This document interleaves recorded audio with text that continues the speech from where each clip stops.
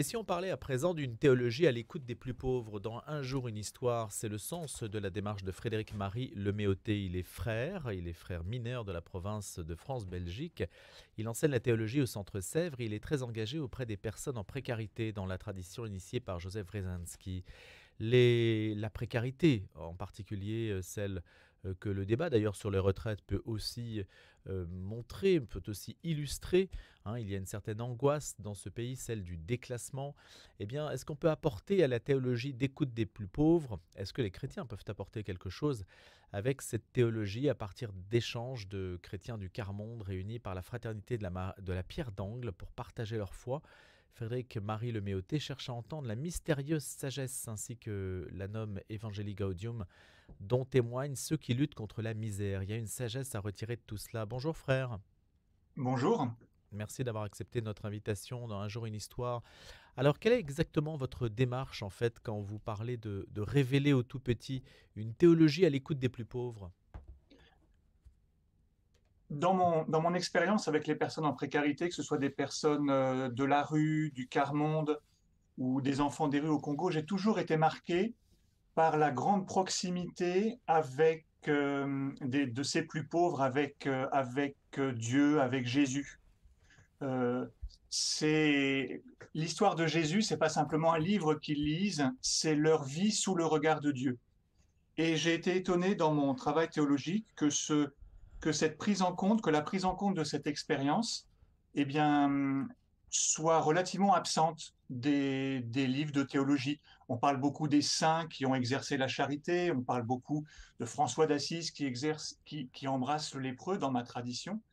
Mais finalement, qui se souvient du lépreux lui-même? Qui fait l'histoire du lépreux? Qui connaît ses combats? Et c'est tout ce pan, disons, de l'expérience humaine qui m'a semblé intéressant d'entendre à l'invitation du pape François, comme vous l'avez rappelé, hein, qui parle d'une mystérieuse sagesse, qui parle aussi de la force salvifique des plus pauvres, de la vie des pauvres. C'est-à-dire, c'est le salut nous advient par eux finalement. Alors c'est ce que j'ai essayé de mettre en mots théologiques dans ce livre que vous avez présenté. Quelle est la définition que vous donnez du pauvre? Ah, ça c'est la question piège. Euh, il y a différents types de définitions. On pourrait en donner une définition économique, c'est ceux qui vivent en dessous d'un certain seuil de pauvreté, etc., etc. Euh, il y a aussi le mot pauvre est très ambigu. Est-ce qu'on parle du pauvre vulnérable? Est-ce que le handicap est une forme de pauvreté? Est-ce que l'humilité devant Dieu est une forme de pauvreté, etc. Je ne veux pas du tout nier ces différentes harmoniques. Moi, j'ai choisi, en m'inscrivant dans la tradition du père Joseph Rezinski, de ne pas parler du pauvre ou des pauvres, mais de parler des plus pauvres. C'est-à-dire, il y a des gens qui, quelles que soient, j'allais dire, leurs conditions de vie, eh bien, expérimentent justement la vie d'une façon plus difficile. On peut tous vivre, enfin, on peut tous, excusez-moi, mais certains d'entre nous vivent avec un handicap, par exemple, Hmm. mais une personne handicapée à qui ses parents vont apprendre la musique, par exemple, vont apprendre à développer d'autres dimensions de leur être, vont pouvoir s'inscrire avec des difficultés auxquelles il faut toujours être attentif, hein, malgré tout dans la société, dans une famille, etc. Et puis, il y a le même handicap peut être vécu d'une façon absolument dramatique quand on n'a pas les moyens de, d'aller au musée, quand on n'a pas les moyens de s'ouvrir à la culture, tout simplement aussi quand on n'a pas les moyens de se nourrir correctement.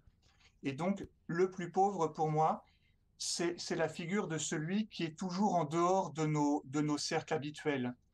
Euh, Finalement, le plus pauvre, c'est celui qui n'est pas encore là, celui vers lequel nos groupes, qui tendent toujours à se fermer sur eux-mêmes, nos groupes sont toujours invités à se déplacer, à se dire, mais qui est-ce qui nous manque finalement? Voilà. Et le plus pauvre, c'est cette figure, c'est la figure de celui qui nous manque, de celui qui n'a pas encore parlé, de celui Mais comment qui est trop. l'identifier dans sa propre vie, frère? Parce qu'on est toujours le plus pauvre de quelqu'un. Alors tout à fait. Après, moi je travaille à partir d'associations essentiellement du réseau Saint-Laurent, de la Pierre d'Angle. Hmm. Euh, euh, il n'y a pas besoin d'aller très loin pour chercher des plus pauvres, hein. Vous les trouvez sur nos trottoirs, vous les trouvez euh, euh, au fond de nos églises parce qu'ils n'osent pas rentrer. Et ces associations vont réunir ces personnes-là euh, à travers une pédagogie particulière, à travers une manière de faire particulière, euh, et faire un bout de chemin avec eux finalement. Voilà. Moi, je suis toujours frappé de ce que les personnes disent dans ces groupes. Nous, on a de la chance, il y a plus pauvres que nous. Voilà. Et qui dit ça? Des personnes de la rue, par exemple. Oui, par exemple, des personnes de la rue, des personnes du quart-monde, parce qu'elles ont conscience justement, en participant à ces groupes-là, eh ben, d'avoir rencontré d'autres personnes comme elles, qui leur permettent donc de mettre des mots, de se dire, bah, tiens, ce que je vis, c'est pas ma faute, mais je rencontre d'autres personnes qui vivent la même chose, et elles peuvent partager, elles peuvent échanger, elles peuvent dire des paroles, et elles ont conscience à travers ça de se reconstruire, et elles ont envie de faire entrer d'autres personnes dans ce même processus. Et donc, elles ont conscience que eh ben, le plus pauvre, justement, elles nous disent souvent, mais le plus pauvre, je me souviens d'une dame qui avait passé du temps dans la rue et qui maintenant avait un petit appartement et qui se disait, mais moi, je ne suis pas pauvre finalement parce que celui qui dort en bas de chez moi, il est plus pauvre que moi. Et pourtant, c'est une femme qui avait des difficultés de santé, avait des difficultés à payer son loyer, à se nourrir. Voilà, On se compare toujours, en fait. Oui, mais vous voyez moi, quand j'ai tout, je me compare à celui qui a encore plus. Je me dis, tiens, il me manque, je Hmm, sais pas, il me manque tel ou tel objet, il me manque telle chose. Et la comparaison ici joue à l'inverse, en fait. c'est ça. C'est pas une comparaison d'envie ou de ressentiment, c'est une comparaison euh, eh bien, viens avec nous parce que tu nous manques et sans toi, la communion n'est pas possible. Cher frère, il y a aujourd'hui la peur du déclassement pour beaucoup. Je vous demanderai une réponse assez rapide.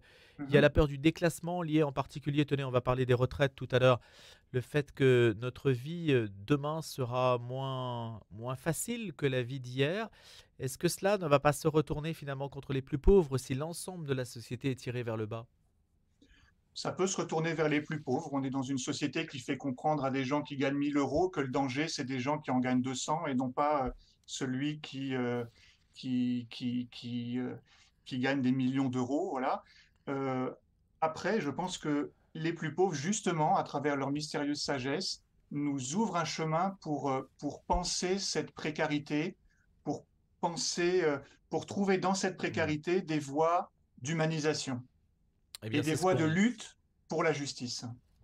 Eh bien, c'est ce qu'on pourra justement retrouver dans votre réflexion intitulée Révéler au tout petit cette sagesse précisément.